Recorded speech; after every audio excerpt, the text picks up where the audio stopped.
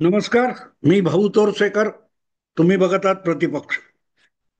मित्रांनो, ह्याच्या आधी मी एक व्हिडिओ टाकलेला आहे की मुंबईमध्ये ज्या मराठा आरक्षणाच्या आंदोलनात जरांगे पाटील यांनी जे काही केलेलं आहे आणि त्यांच्या नावाने गळ्यात भगवा गमछा परिधान करून आलेल्या लोकांनी जे जे काही केलेले आहे, त्यानंतर एक गोष्ट राजकीय दृष्ट्या सांगणं आवश्यक आहे की या आंदोलनाने जो काही मुंबईत धुमाकूळ घातलेला आहे,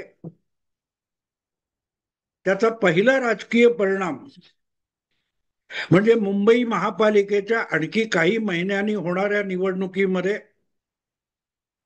महाविकास आघाडी किंवा प्रामुख्याने मुंबईतला आघाडीतला पक्ष उबाठा शिवसेना यांनी मुंबई महापालिकेची निवडणूक आजच गमावली, हा माझा निष्कर्ष आहे. तो कोणाला आवडो न आवडो, जरांगे यांना आरक्षण मिळेल न मिळेल, पण या आंदोलनाचा पहिला परिणाम जर काय असेल तर उद्धव ठाकरे यांच्या नेतृत्वाखाली मुंबई महापालिका निवडणुका ज्या होतील त्यामध्ये उद्धव ठाकरे यांच्याबरोबर असलेला प्रत्येक पक्ष सपाटून मार खाणार आहे. सपाटून मार खाणार आहे. आता वरकरणी हे चटकन लक्षात येत नाही. आत्ता सगळी गंमत होईल. मीडियाही तुम्हाला फार फार चमकवून दाखवेल. वादळ वगैरे मी वेगळा व्हिडिओ केलेला आहे त्याच्यावर. पण याचे दुष्परिणाम आत्ता दिसत नाहीयेत. मुख्यमंत्री असलेल्या देवेंद्र फडणवीसांना ब्राह्मण म्हणून लक्ष करणारं हे आंदोलन आहे, हे मी सांगून टाकलेलं आहे.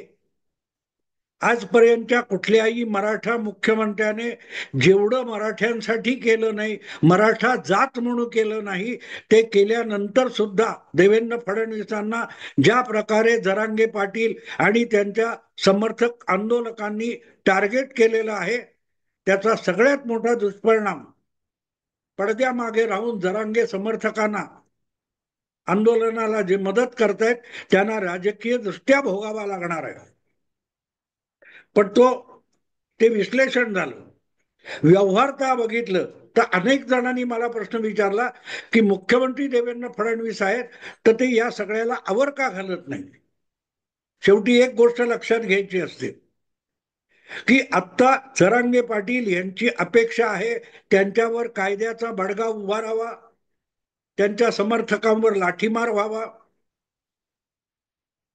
गोळीबार व्हावा, त्यांना उचलून अटक करावी, ही त्यांची अपेक्षा आहे. कारण आरक्षणाची कुठलीही मागणी कायद्याच्या चौकटीत आत्ताच्या आत्ता स्वीकारली जाऊ शकत नाही. पण अराजक माजवलं तर आपल्यावर कारवाई होईल आणि कारवाई झाली की आपल्याला व्हिक्टिमहूड मिळतो. व्हिक्टिमहूड मधून सहानुभूती मिळते. बघा आमच्यावर अन्याय होतोय, बघा आमच्यावर अन्याय होतोय, असा ओरडाआरडा करून मतांची बेगमी करता येते, असा आजवरचा राजकीय अनुभव सांगतो. पण गेल्या काही काळामध्ये सगळं जनमानस कसं बदललेलं आहे हे जर लक्षात घेतलं आणि अभ्यास केला तर मीडियातून ज्यांना प्रचंड सहानुभूती मिळते त्या उद्धव ठाकरे यांचा विधानसभा निवडणुकीमध्ये सुपडा साफ होतो. शरद पवारांसारख्यांना 10 आमदार मिळवताना मारामार होते. ही वस्तुस्थिती विसरून विश्लेषण करता येणार नाही. शरद पवार अतिशय सावधपणे या सगळ्या आंदोलनापासून 4 पावलं दूर राहिलेत.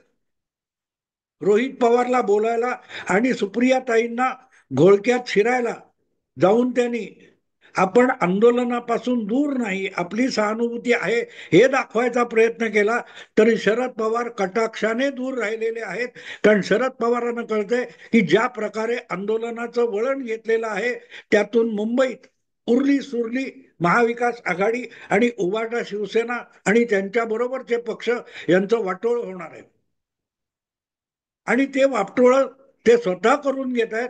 अशा वेळेला त्यांच्यात हस्तक्षेप करणं म्हणजे महाविकास आघाडीला वाचवण्याचं काम होईल. आणि म्हणूनच देवेंद्र फडणवीस किंवा महायुतीचं सरकार आपल्या हाती अधिकार, कायदा आणि कायद्याचा बडगा असताना सुद्धा त्याचा वापर करत नाहीये. आणि जितका धुडगूस जरांगे समर्थकांना घालायचा आहे तितका घालू देतोय. त्याचा पार अतिरेक पराकोटीचा होऊ नये एवढ्या मर्यादा राखल्या जात आहेत. आणि त्यामुळे मीडिया सुद्धा चेकाळलेला आहे. आणि त्याचे चटके मीडियाच्या काही पत्रकारांना बसलेले सुद्धा आहेत. पण याचा परिणाम कसा होतो हे जरा लक्षात घेतलं पाहिजे. किसान आंदोलनाच्या नावाखाली आणि शाहीनबागच्या आंदोलनाच्या नावाखाली दिल्ली शहराला ओलीस ठेवलं होतं. अशा वेळेला सुप्रीम कोर्टाने आपल्या मर्यादेत राहून काही निर्बंध घातले होते. पण कायद्याचा बडगा उगारायचा तर तो दिल्लीच्या पोलिसांनी म्हणजेच मोदी सरकारचे गृहमंत्री असलेल्या अमित शहानी उचलायला हवा होता. तो उचलला नाही. आणि त्यामुळेच मुंबईचे हाल करण्याचं खापर मोदी सरकारच्या डोक्यावर फोडायचं आणि आपण आंदोलकांचा अन्नदाता म्हणून समर्थन करायचं. हा जो डबल गेम काँग्रेस आणि आम आदमी पार्टी यांनी दिल्लीत केला होता त्याचा दुष्परिणाम गेल्या फेब्रुवारी महिन्यात आपल्याला बघायला मिळाला. कारण दिल्ली विधानसभा निवडणुकीमध्ये केजरीवाल आपल्या मतदारसंघात सुद्धा पराभूत झाले. आणि गेल्या 2 निवडणुका आधीच्या ज्यांना 70 मध्ये 62 आणि 67 आमदार मिळाले होते त्यांना नुसती सत्ता गमवावी लागली नाही तर आम आदमी पार्टीचे सगळे प्रमुख नेते पराभूत झाले. काँग्रेसला 70 मध्ये एका ठिकाणी फक्त डिपॉझिट वाचवता आलं आणि भाजप अफाट मतांनी दिल्लीत सत्तेवर आला.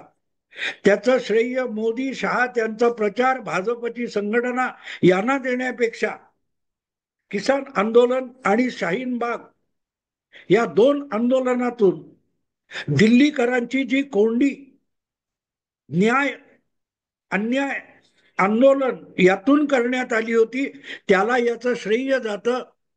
आंदोलन केलं होतं किसान काय ते शेतकरी संघटनांनी पाठिंबा दिला होता आम आदमी पार्टी आणि काँग्रेसने. फायदा कोणाला मिळाला? भारतीय जनता पक्षाने. कारण असं अराजक माजवणारे आणि त्यांना मदत करणारे, त्यांना पाठिंबा देणारे, त्यांना काय तो हातभार लावणारे जे आहेत त्यांच्या हाती सत्ता गेली तर हा धुडगूस सार्वत्रिक होईल. दिल्लीत जगणं अशक्य होऊन जाईल. ही जनभावना तयार करण्याला या आंदोलनांनी फार मोठा हातभार लावला होता. आणि त्याचा दीर्घकालीन परिणाम म्हणून भाजपला लोकांनी भरभरून मतं देऊन सत्तेवर आणलं. केजरीवाल यांचा सुपडा साफ करायला ते किसान आंदोलन आणि त्यांचे स्वतःचे भ्रष्टाचार आहेत सोडा, पण भ्रष्टाचारापेक्षाही केजरीवाल यांना दणका बसला असेल तो दिल्लीकरांचं, दिल्लीच्या नागरिकांचं जीवन अस्वस्थ करून सोडणाऱ्या किसान आंदोलन आणि शाहीनबाग आंदोलन याचा तोटा त्या लोकांना झाला आणि फायदा भाजपला झाला. आता मुंबईच्या आंदोलनाचा काय परिणाम होईल याकडे बघा.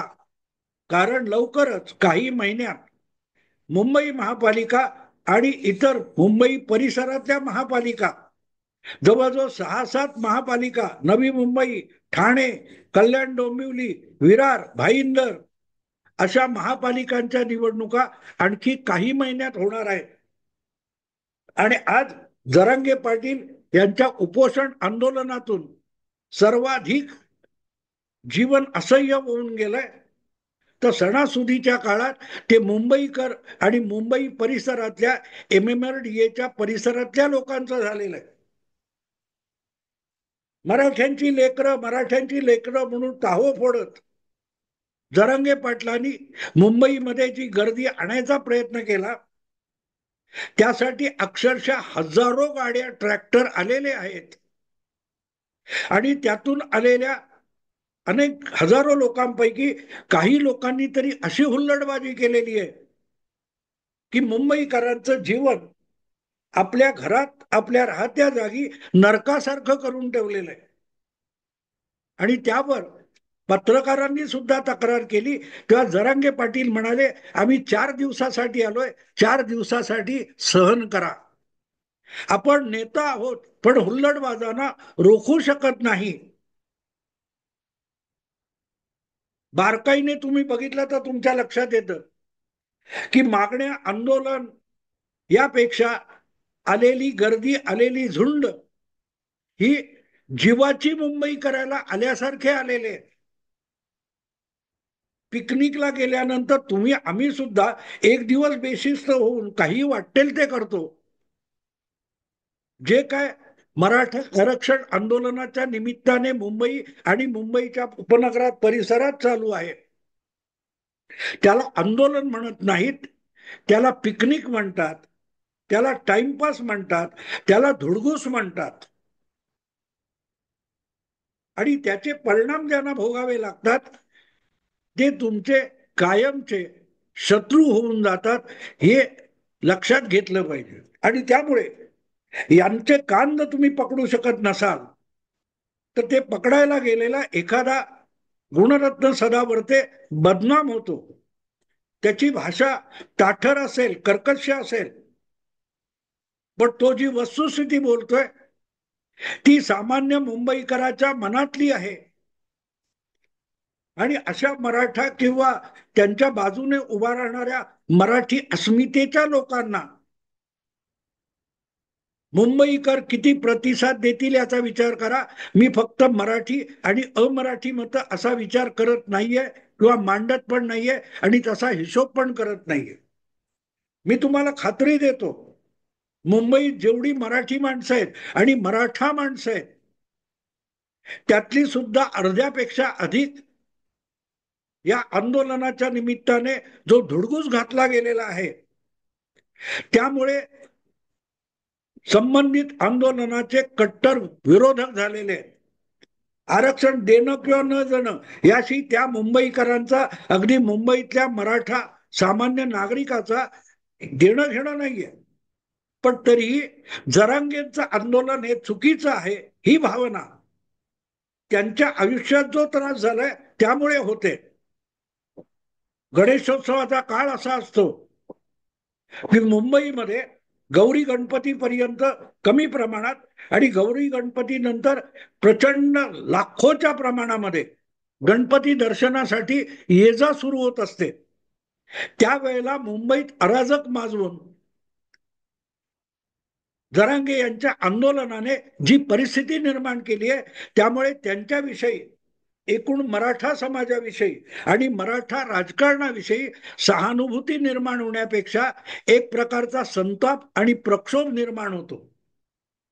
दिल्लीमध्ये 1-1.5 महिना जे काही किसान आंदोलन किंवा शाहीनबाग आंदोलन चालू होतं त्यामुळे 2-3 किलोमीटरचं अंतर तोडण्यासाठी त्या परिसरातल्या, शाहीनबागच्या परिसरातल्या अनेक सामान्य नागरिकांना, रहिवाशांना 10-15-25 किलोमीटरचे वळसे घेऊन नित्य जीवन जगावं लागत होतं.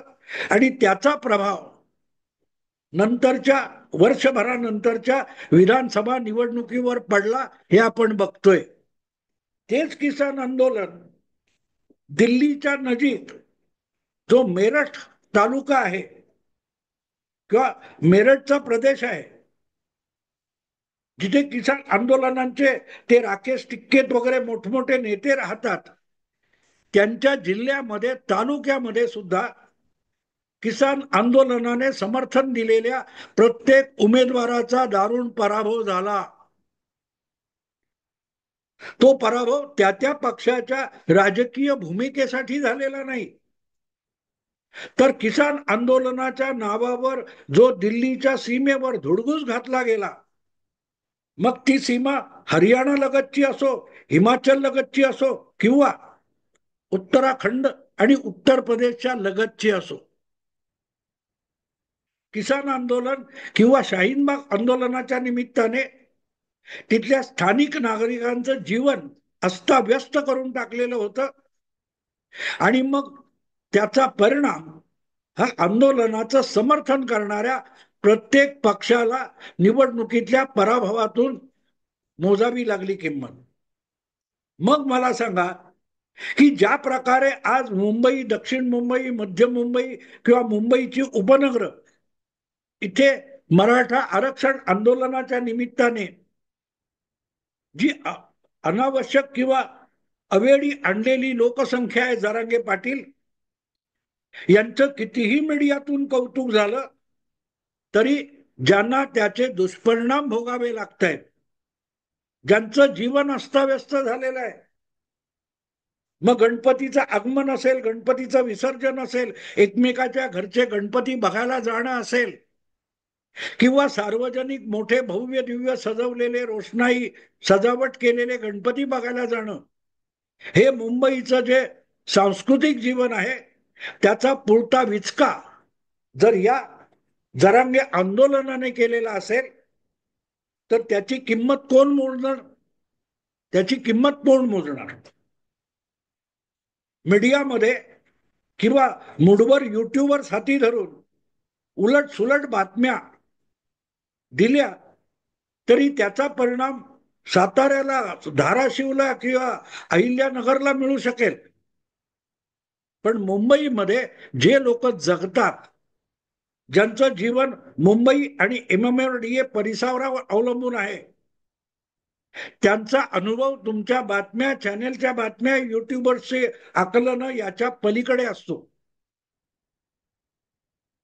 ते आपलं मत आपल्या अनुभवातून बनवतात, जसं दिल्लीकरांनी, नोएडाच्या लोकांनी आपल्या अनुभवातून आम आदमी पार्टीला आणि काँग्रेसला दिल्लीच्या विधानसभा निवडणुकीत धुळीला मिळवलं.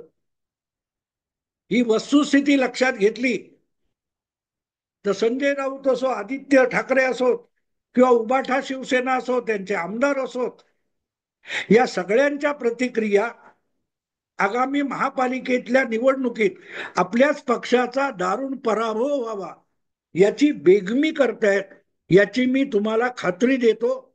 माझा हा व्हिडिओ लक्षात ठेवा.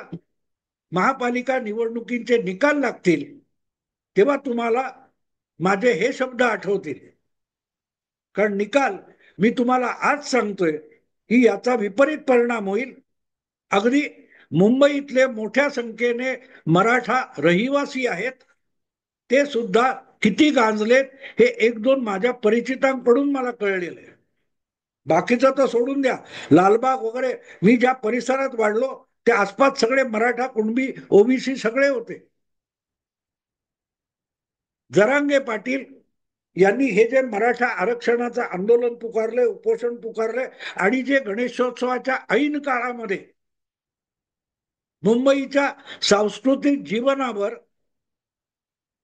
जो घातपाती हल्ला केल्यासारखं आंदोलन केलेलं आहे, त्यातून विचलित झालेला मुंबईकर हा जरांगे समर्थक असलेल्या सगळ्या राजकीय पक्षांना पहिल्या निवडणुकीत येणाऱ्या जबरदस्त तडाखा दिल्याशिवाय राहणार नाही, हे लक्षात घ्या. आणि म्हणून मी याचं जे थंबनेल केलंय किंवा शीर्षक दिलेलं आहे की जरांगे उपोषण आंदोलनाने आगामी मुंबई महापालिका निवडणूक जी होणार आहे ती आत्ताच उभाटा शिवसेना किंवा उद्धव ठाकरे यांच्या हातातून निसटली असं समजायला अजिबात हरकत नाही.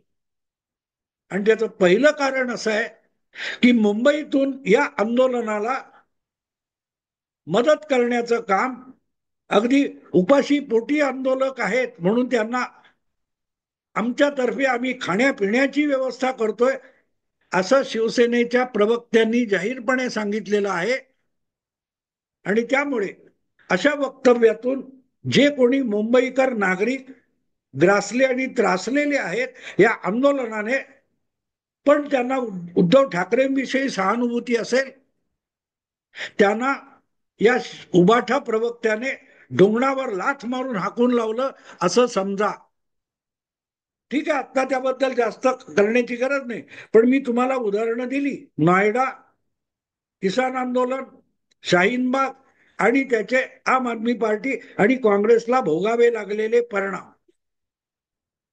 कारण आयडेंटिकल सिच्युएशन आहे. आंदोलनाला कोणाचा विरोध नसतो, पण जेव्हा आंदोलनाच्या नावाखाली झुंडीच्या झुंडी शहरी वस्तीमध्ये आणून तिथलं नागरी जीवन अक्षरशः तहस महस करून टाकतात, विस्कळीत आणि विस्कटून टाकतात, तेव्हा तिथला नागरिक तुमच्या आरत्या ओवाळत नाही आणि वेळ येते तेव्हा तुम्हाला धडा शिकायला आत्तापासून कंबर कसून उभा असतो आणि याचं जाणीव आहे.